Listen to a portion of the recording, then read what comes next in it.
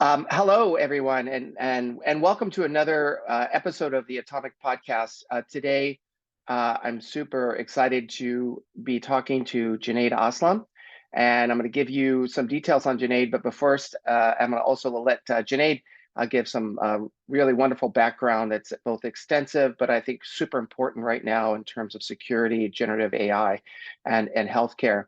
The Atomic Podcast is an ongoing series that brings really global leaders together that looks at anything from quantum to machine learning to generative AI to material sciences. And the reason that we're seeing these different pieces is that the Atomic Podcast looks for those interconnections, not only for experts to develop new products and new research, but also for the public to really understand that we're sort of at a very new moment in AI that acts as a kind of glue across many of the sciences to anyway supercharge them, accelerate their development, and also to accelerate their presence in our everyday life. As you all know, my name is Dr. Rodney Sappington. I'm the founder of Assessio. Assessio has focused in, has continued to focus in machine learning and AI, and more recently really has doubled down in this area of cybersecurity for healthcare. And I think it's important that we all, in a way, sort of open the lens of our own interest in healthcare to include cybersecurity, not as an afterthought, but really as a forethought in the way that we develop our hospitals, our healthcare, our new apps, really are all our collaborations, that it's a part of the infrastructure. So again, I'm going to turn it over to you, Junaid. I would love for you to give some background on yourself, and super excited to have you. Well, thanks for having me on the Atomic Podcast, where you bring a lot of smart people together. My name is Junaid Islam. I've been involved in secure comms 35 years now. I started, all the way back in the Gulf War, where secure comms really meant installing phone lines, and that's what I did. I installed phone lines. After that, got into protocol design, worked on something called MLPP for weapons control system, still used today after 25 years in the Patriot.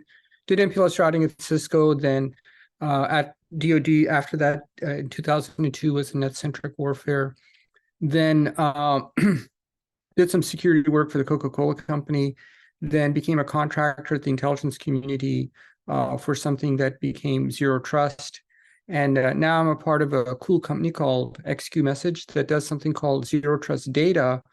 And it's focused in regulated areas like financial, government contractors, and I guess today's topic, healthcare. So I'm happy to be here on a very timely and kind of important topic. Yeah, and Junaid, one of the things that I know we're going to talk about, and I want to again maybe underscore our topic today, which is really the risks of generative AI and sort of this AI moment that's kind of proliferating in healthcare more widely. And what are some of the legal risks in regards to the way we're planning our infrastructure of AI software, data access? And maybe what you can do is, if you could kindly maybe share some of those risks and some of your lessons that you've already learned and you could share with us about how we can secure our enterprises. And yes, please. So I would say the risks of AI in healthcare fall into two very large buckets. The first one is existing cyber vulnerabilities, really around having massive data lakes. One of the things, and this has nothing to do with AI, this just has to do with storing massive amounts of data and having a lot of stakeholders access that data. Whenever we see any type of data, everything from credit cards to people's tax returns, and we have these big government databases that have a lot of contractors, consultants, vendors accessing it. Sure enough, somebody's password gets stolen. So the first thing right off the bat is AI, these large data sets are highly vulnerable to what's called data exfiltration attacks, where you might have 100 contractors and they could all be wonderful, honest people, but someone's password is guessed and they access the data lake and they take everything. So that's one big bucket, and that's just with the nature of storing large data sets and having a lot of people access them. The second one which is I think the focus here is, what are the new things AI does that could be a risk, especially a legal risk in healthcare. Here's the interesting thing. This space is evolving so fast, we don't even know what the risks are, but they fall into a number of interesting categories. One of them is privacy. What we're seeing is as people run these large data sets, they're very careful to remove the real name of the patient, or if someone's in a trial, they remove the real name. But they keep everything else. They might say, well, this person's in Chicago and this is they bicycle and this and that. So what we find is these AI systems are so good that even though you've taken the name out, it actually is able to recover the real name of the person as it builds the model. And we've seen this over and over again where it was never the intent of the model to identify people, but it does. I mean, that's one issue. Another issue is the insights these AI systems generate are highly valuable because you spend a lot of money building the data sets, hiring the software developers. There's no real security model to keep the insights out, and especially for pharmaceutical, that this is a big issue because the insights is the value of the entire program. And then the third one, which is just evolving, is as we put sensors in people's homes and we connect them right to AI systems, the risks of real-time AI machine learning with people's homes, because now we have a patient actually connected to an AI system, and that is unbounded. So again, look at the traditional risk of just holding data, and then as we look to brand new AI systems, just kind of look at all of the three broad areas of, the privacy, the generation of insights, and then where we're heading into real plugging people into the systems themselves, and that is uncharted territory. One of the things I'd like to touch on that last point is that there's a lot of pressure, and I think it's good pressure to make trials more efficient and more effective in pharma. And one of those problems that keep trials from being effective is that you have a lot of patient mismatch and dropout in a trial, or you have not the best data to go from a phase 2 to phase 3 trial. So decentralized trials are becoming more not just a topic, but a reality. And that means being connected to devices, to sensors in your home, that a patient does not go to an actual clinical site and drive all that way and back. So my thought about that is that, Junaid, could you really kind of talk about maybe the patient as having a sort of some sort of bounded security around wherever that patient goes? Like, what does that look like? Because it looks like we talk about patient centricity. That's one of the sort of buzzwords in pharma, but the patient really needs to be secure because they're so mobile. Their data needs to be secure, and they're touching so many different things. So you've really touched on an important thing, which is all of the security in the healthcare industry really is derived from how the US government handles secure documents. And I'm not just talking about the Department of Defense, I mean, talking about the IRS, FBI. So they have this notion of data classification, but here's the problem.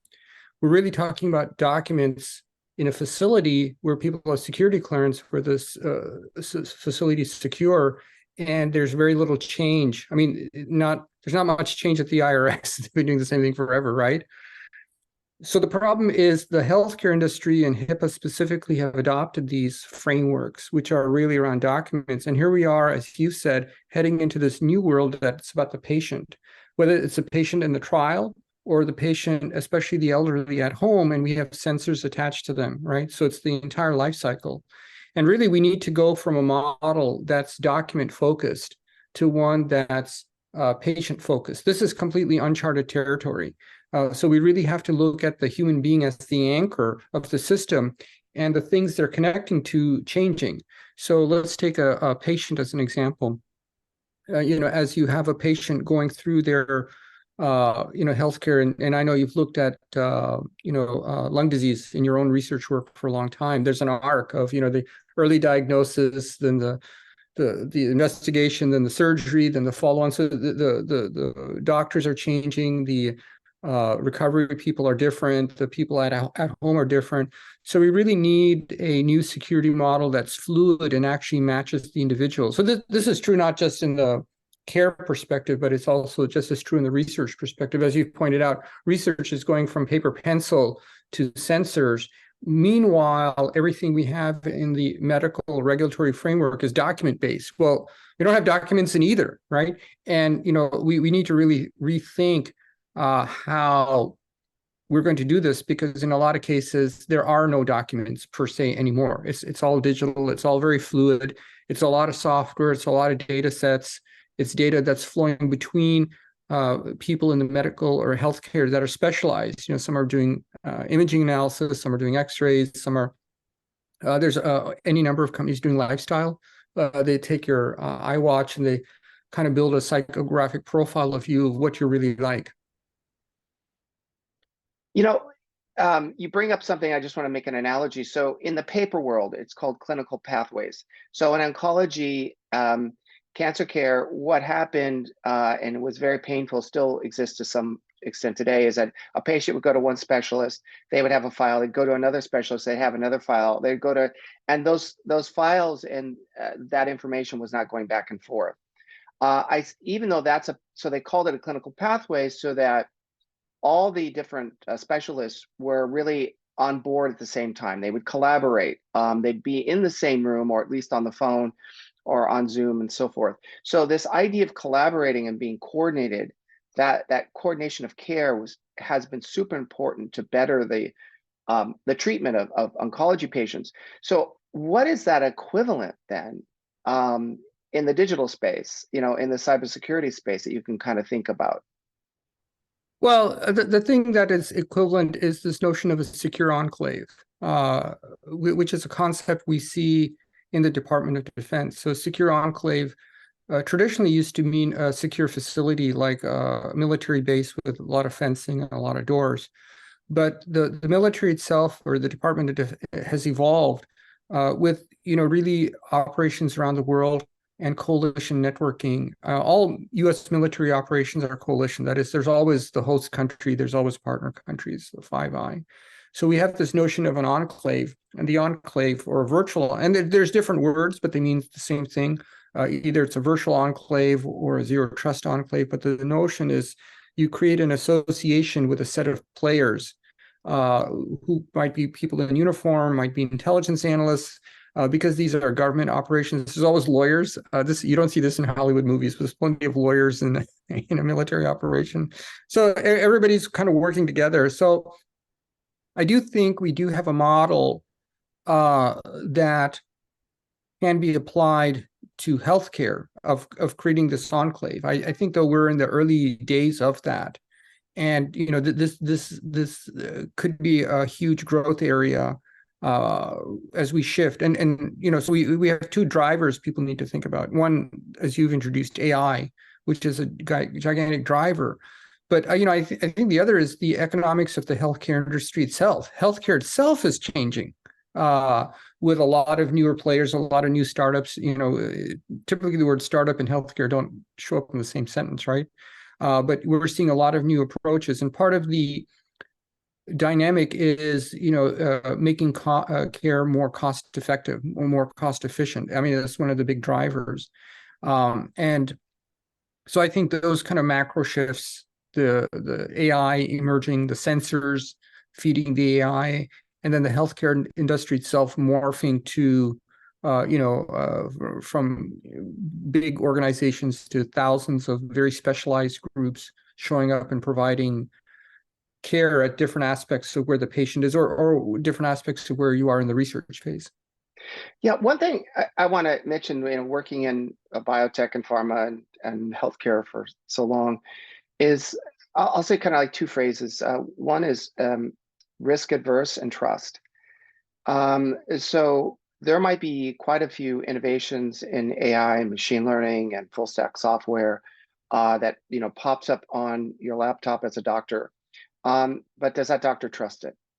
The second is there anything with that new system? The electronic health record came quite a while ago, and there was all kinds of problems with trusting not just the fact that there was integrity to the data, but trusting was that health record and the way it was being presented, helping me treat that patient better, more effectively, more personally, more in a more precision manner. So what I'm trying to say is that I really feel, Junaid, in what you're saying so far is that the risk is running ahead of the innovation, and meaning that the urgency to deal with these issues is almost outstripping, and people are not aware of the risks, legal, Yeah. medical. I think you've touched on an important thing. Let's for a minute just put the healthcare industry aside, even though that's the focus of this podcast. Let's just look at AI and what happened with ChatGPT, which only got really launched this year, 2023, depending when you watch this podcast. In a short time, things happened that nobody thought would happen within months. Kids around the world started using ChatGPT to do their homework, and that's kind of fine. It's free and whatever. It's better than Google. Google. But people in companies started using it. Lawyers started using it to do quick research.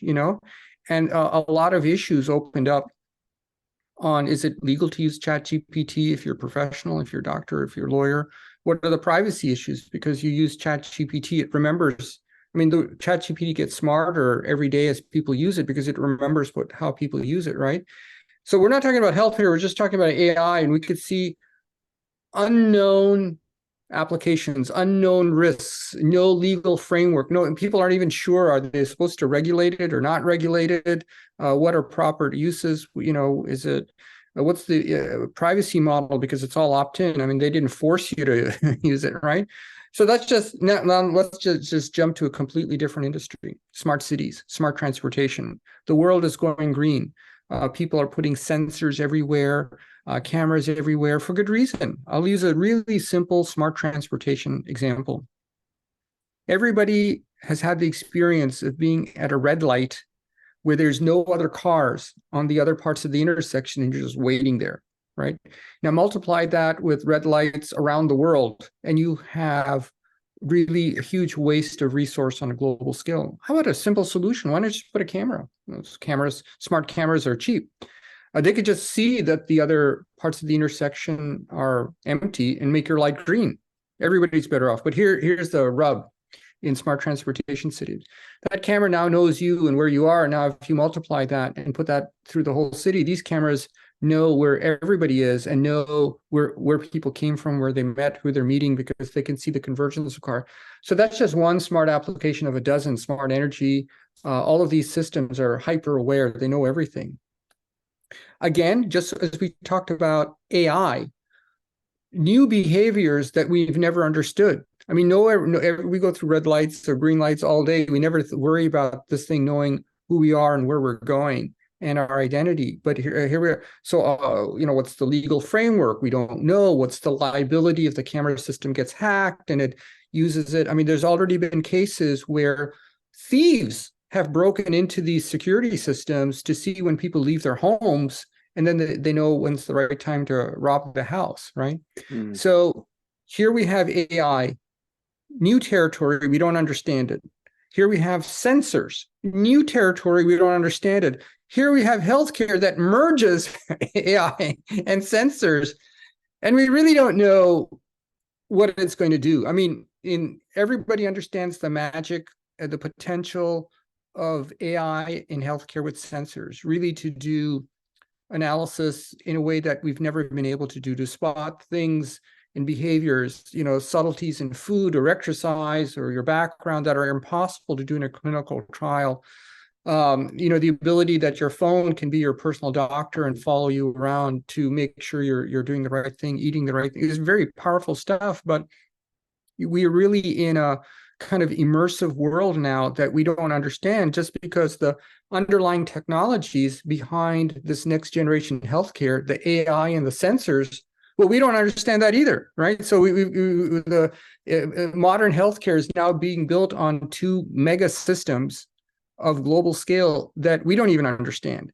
So I think for the leaders of companies, large pharma, I think for people who run large medical institutions, and also policymakers. This is something they really need to get a grip on and understand it before it becomes a problem that they don't know what to do with it. And that means understanding the privacy risks, the cyber risks, understanding the monetization model, understanding the workflow. The people need to kind of do this now while they can, versus, as we discussed earlier, just collecting data at a massive scale and then having it all stolen, which would be a kind of privacy breach beyond someone just stealing your social security number or credit card. These systems will know everything about you, who you are, what you do, how you move around the house. That kind of information could easily be used against you to create a digital twin, as it were, that people could do anything with. So now I think anyone that is watching this either has goosebumps or their blood pressure has gone up. I want to, we kind of turned this whole idea that innovation runs ahead of regulation and said, look, risk is running ahead of innovation. If there's an urgency to really understand how to capture risk and deal with risk as the innovation is moving so fast. They're both moving fast, but I think the idea is that we can always catch up, we can always regulate, we can always make up for lost time. And what you're saying is actually you can't. You really need to be doing that now. So here I am, just a little case. I'm a new CEO. I'm tech savvy. I've just been hired from a large health system. And what would I say to just maybe one or two policy, data policy governance pieces that I'm in a meeting and they're like, what are you going to do with all our patient data? Of course, that basic question won't come out, but the idea is that one of that person's important roles is how not just managing patients, but managing patient data. What would you say to them? What would be their first steps? Well, the first thing, and from experience of building secure systems, security must be integrated. It must be secure by design. It must be part of the workflow. What does not work is just collecting patient data, putting it in databases, actually launching programs and research or patient care, and then having a meeting and saying, oh, we need to secure it. And the reason that doesn't work is it's not just that you have the data already not secure, but the whole process in which you collect the data is also not secure. I mean, just locking down the database when the whole collection infrastructure is wide open doesn't help. So the number one thing I would stress to, as you pointed out, the CEO or the board of directors or the compliance team, is it's got to be a privacy first model. It's got to be secure by design, whichever words you prefer. But the notion starts, and these aren't just fluffy notions. It's actually very technical meaning. And what it means is, as soon as the data is created on a sensor in the person's home, it should be locked down immediately. It shouldn't just like flow through the network over the mobile, go to a database and go to a cloud and then maybe secure, maybe not, They need to think about privacy first means first, as soon as it's created, lab trial, at-home care, doesn't matter. It's got to be locked down. The second thing is privacy first. That means the names of the individuals should never be in the meta tags of the database. What you should do is, a common practice is to use random numbers, big random numbers. So the idea is the database itself, the primary index is random numbers, and this is important. Often, if you look at how databases are done today in almost all medical institutions and everywhere, it's actually the person's name, and then they block out the fields. Problem is, if you think about it, really, if somebody's going after someone, they can just do a search and say, "Oh, Dr. Sabatin, his file is here," and then they go to break it. So the way you even want to think about the database, when we use words like privacy first, means it shouldn't be searchable by an external party. And if they see what the entries are, they shouldn't be able to correlate it. And putting someone's name as your main index is kind of the worst way to do it, right? Some people use social security numbers. You've seen that quite a bit, or some people, but I'm saying let's go all the way. The third thing they really need to do is, as a part of this holistic view, lock it down, make sure there's no human names that are traceable. The third thing is all of the people who access these databases, whether it's research or in a facility, they need to have strict authorization and access control implemented. It's no point doing all this work or having a secure database and then letting anybody access. And this is something, unfortunately, we've seen too often in everything from medical research centers and universities where everybody accesses to even big ticket hospitals where they'll say, well, hey, we've got all these doctors, we've got medical technicians, everybody should access everything. I mean, that sounds kind of nice, but in reality, everybody accesses everything. It ends up being that everybody can access it, the cleaning staff, the temp staff, and it gets to, so it's got to be a little bit tighter. So those are the three things I'd asked the leadership to think about. But the most important thing, and it was kind of implied in your question, doing it earlier, it's far cheaper than not doing it at all and doing it later, because once you build out your database, once you build your system, to go back and secure it, either it's going to be next to impossible or horrifically expensive, versus if you integrate this into your thinking, it's much more elegant. It's built in. Junaid, could you talk maybe a little bit more, because you have put out the term zero trust. Can you give that some more detail? I think people would be super interested. So the zero trust is a security architecture being adopted by the Department of Defense as a part of its upgrade to something called JADC2, which is the Joint All-Domain Command and Control.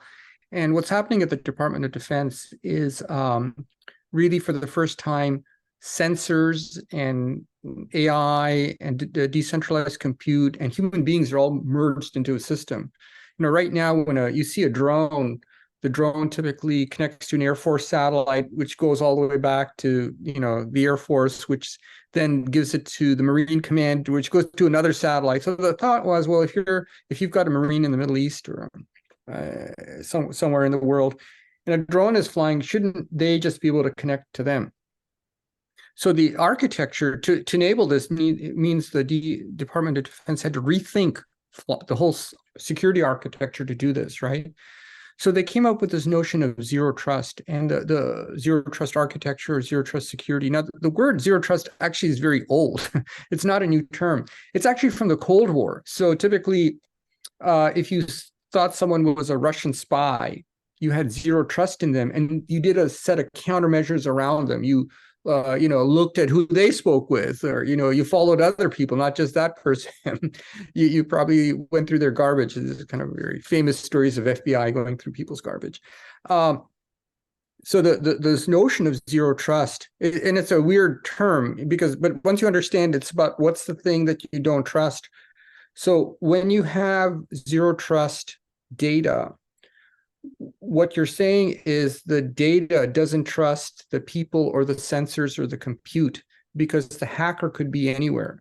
So in the when you talk about zero trust for healthcare, it's making sure that the data is safe from different kinds of attack, that there's multiple kinds of safeguards. And this includes making sure that only authorized human beings or devices can access that data, making sure the data is always encrypted all the time, that it only gets unlocked for an authorized user or a software program, and that is carefully logged. And then you have policies such as the data can't leave the United States. If it does, you can't, open it up. So XQ Message is developing zero trust data solutions for people like healthcare, and it has huge applications in AI, where you can use zero trust solutions to not only encrypt the data as it's being created on a sensor at the edge, but you can also make sure that only authorized AI programs, say running in a cloud like AWS or Azure, can unlock it. And if somebody steals the data, it just doesn't unlock. This is quite different than the existing approach where the data is left open and anyone with a name and password can get access. That has proven to be way too weak, because as we've seen over and over again, in any big organization, one password is always stolen. I mean, it just happens that way. And because the password typically is your email, email is public for all of us. Everybody knows everybody else's email address. So the hacker only has to get the other part. They don't have to get the sign-in, which is your email address, right?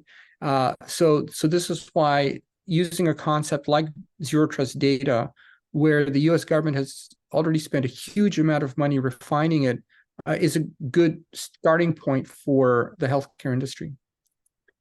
So do you see zero trust being used in large hospital enterprises yet? It's a concept. It's being used at DoD. DoD is sort of re-engineering their approach to cyber. Do you see that re-engineering happening in other industries? I think for healthcare, it's very early days, but I think the opportunity is huge. I think healthcare really is changing, as I mentioned, because two macro factors are happening. One is the introduction of AI, and then the combination of that with sensors. So those things are new. And I think really, if we were having this discussion a few years ago, the healthcare industry was really focused on secure document handling, and everything around HIPAA was around secure document handling, the whole workflow, right? And now we've got kind of these dynamic workflows, and I think zero trust provides an elegant framework to ensure HIPAA compliance, and even more, because we have effectively smart systems. So what I think you're going to find is even HIPAA is not enough, right? So I think it's a good model for people in the healthcare industry to learn and adopt, because it's much more efficient, it's much more elegant, much more cost effective than other alternatives. A couple things. One is for those folks, most might know this already on the call on our Zoom, is that HIPAA is a framework. It depends on the people implementing, complying, and using that framework. So very human-centric, very about the compliance of that organization. I'm really interested, though, in something else you just said when we talked about, let's play CEO for a moment of a healthcare system. We're talking about kind of instituting this strategic planning around cyber, implementing it, being able to make sure that that's infrastructure early. But a lot of people are catching up. They're not starting a new hospital. They are literally in a hospital, or they're in a new position. So this might sound like a pretty daunting task. What we're sharing here is that can they actually deploy, or I should say plan for, and then deploy zero trust in the current kind of state of affairs? Well, I think there's two things. First of all, zero trust, the approach isn't going to be much easier and cheaper than trying to rejig your document management system to lock down AI and sensors. That's not going to happen. I mean, documents are documents, and AI is this gigantic thing which is way bigger than any document. So right off the bat, even if something like zero trust architecture, zero trust security didn't exist, you'd have to invent something like zero trust architecture to encompass the totality of all the things that you now have to protect, which is a lot more. So this is much more efficient and cost effective. The second thing is you can also do a risk-based approach. You don't have to do everything day one. So an important part is you want to look at your organization, whether it's a research institution, pharma, medical, like a hospital or outpatient care, and then look at where are you most vulnerable? Where is the data touching the most number of external people that you don't know? And start with that, and then take that approach. So a risk-based approach using zero trust, I guarantee, is going to be more cost-effective than trying to re-engineer your document management system to lock down a sensor in someone's home. I mean, just think about it. You'd have to take the sensor, capture it, turn it into a Word document or PDF, I'm not sure, and then park it into your management, versus as the sensor data is being generated as someone's home, encrypting it the split second it's actually created, and then sending it over any network, could be mobile, could be Wi-Fi, and then putting it in any cloud with the safety that if someone does access it, they won't be able to unlock it, because the zero trust architecture verifies the identity of the user, whether it's a human, the geolocation, the application server they're on, the function. It's just much more elegant, much more cost effective, more efficient. Junaid, you're behind much of what you're saying today is on a leadership and cultural point. On a leadership, you're suggesting a certain kind of sea change. On a culture within healthcare, it's a sea change, meaning that you can't be motivated by a breach. You can't suddenly, because there's an emergency and someone's breached your systems and they've stolen the data, that you kind of get your act together. You got to get your act together very early and be very proactive in the way in which you think about not just the status of your current security, but the security going forward in this generative AI. And I think that is not just a technical kind of, I'll say, question or proposition. It is, you're really pushing to say, we need to lead differently when it comes to cybersecurity. We need to plan differently. I'm just wondering if I'm going too far to say that that's kind of what you're suggesting as well. Yeah, I mean, typically cybersecurity is not something the healthcare industry's ever had to worry about. I mean, the healthcare industry focuses on people, patients, right? And they should focus on that. But what's really happened is the introduction of digital technologies for monitoring, whether it's in the trial phase of pharma or the outpatient phase, is completely revolutionary and allows us to do things that I think nobody in healthcare even imagined a few years ago. And probably you can speak more to that than anybody else in the United States right now. It's revolutionary. But it's so revolutionary that we really need to get a grasp of the power of these systems and put in the safeguards now, before we start deploying them. Because, one of the things we've learned in cybersecurity, doing it at the front end of the process is much more cost effective than trying to fix it. Because when you put cybersecurity at the front end of the process, it's it's integrated into the system, it's built in. On the other hand, if you try to make a mature system secure, you then have to make changes to the database, the identity system. You have to change to how data is stored and captured. That's a massive re-engineering of everything, right? So instead of re-engineering everything and starting from scratch, why don't you take time and do it right the first time? It's going to be much better. One thing that kind of comes to mind is the legal risk. So the idea that I have a hospital, there's obviously, maybe I have 10,000 patients, maybe they're crossed over between urban and rural demographics and so forth. But in other words, we care for a lot of people, and I'm responsible for that care. I mean, from a CEO position. Tell me what some of my legal risks are in this, again, not the current state, but the state that we're moving into.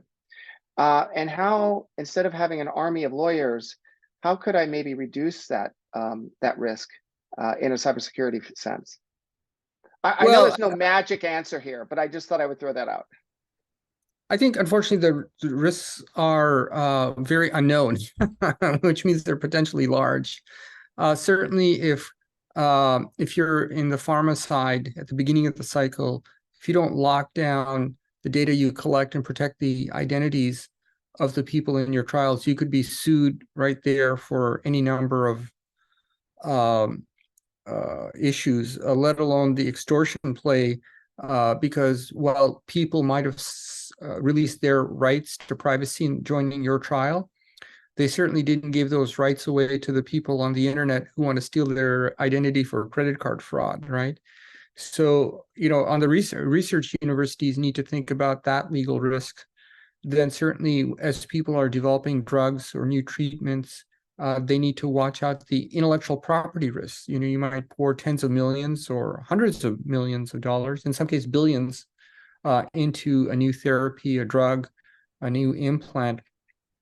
You really want it to be all stolen because there was one password to the data lake and someone got everything, the research, the designs, they steal it all. So there's the intellectual property aspect. And then the third most dangerous is at-home care. Everybody's looking at putting sensors in people's homes so that, with the aging population, it's just too expensive to put everybody in a hospital and also people want to be at home. They don't, almost nobody wants to be at a hospital. So, there's the risk of not just a cyber attack or ransomware, but actually causing death.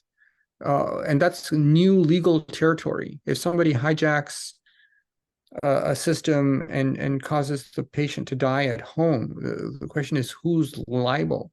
Is it the manufacturer? Is it the hospital? Is it the person? So, and that's totally new, right? So I think we have to look at it from the whole life cycle perspective of, huge legal liability, certainly if you do nothing. So one thing that is probably appropriate of who you are is looking at your system forensically and locking down what you can. That's probably going to provide a huge return on investment for everybody, wherever you are in the healthcare life cycle. Yeah, so really one of the things I'm hearing is to take no action is the biggest risk of all.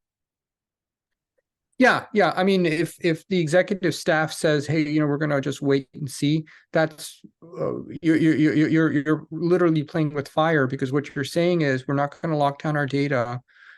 Someone's going to come and steal some kind of data, whether it's the trial data, patient data, or the home support data, and we're going to get sued. And we could get sued by any number of people. Whether it's patients, whether it's the state, who's the licensing body, or whether it's ransomware players who are saying, we've got all your data, and if you don't give us $10 million, we'll put it all on the public internet, identities, credit cards, and X-rays, and your business will come to a grinding halt, right? So people, I think, should really aggressively move in this and not just say, "Oh, let's take a wait and see and push it to the next board meeting next quarter." That is not going to work. That makes perfect sense, Junaid. And I think though the idea of non-action usually comes in a different kind of package, meaning that let's say I'm the CEO, I would say to you, but Junaid, we're doing everything we can. We got a chief security officer. We've been doing this. We have these particular security protocols in place. I think your point, though, is to do a forensic analysis. And that forensic analysis kind of goes much more objectively and goes beyond people's positions or politics within a hospital and does a deep dive into those risk factors. And I'm assuming in your company, I know I've been part of that in the places I've worked, your company does that kind of assessment, correct? Yeah. We have people in our company, but we also have strong relationship with people who are former U.S. intelligence analysts who used to do this for the government and are very good at finding vulnerabilities. And that's important because I think your question is an important one, and you kind of said it where most CEOs will say, "I've got a CISO and I've got a vice president of security. Isn't that enough?" And the answer is no. I've actually talked to some hospitals, and hospital security really means two very distinct, two or three things. The first one actually is physical. They want to make sure they know who's coming into the hospital. They also want to make sure who's coming into restricted areas where they keep their pharmaceuticals, which are often stolen by drug users, as well as sensitive areas like where they're doing surgery. And actually, a friend of mine does hospital security. And then the other thing is, sadly, people having emotional problems with their spouses. I mean, there's always, so what you find is the word hospital security by and large has that definition. Now, as a part of that, they also handle the document piece, for the HIPAA compliance, and there it kind of stops. And so the problem is the new medical security is actually much broader. Now we're talking about just not the facility, we're talking about all the systems that connect to the outside world, all the patients who are at home now being monitored remotely by the hospital because it's much cheaper to let people be at home, and people want to be at home, than in an expensive room, which is, nobody wants to be there. Everybody wants to be at home watching TV.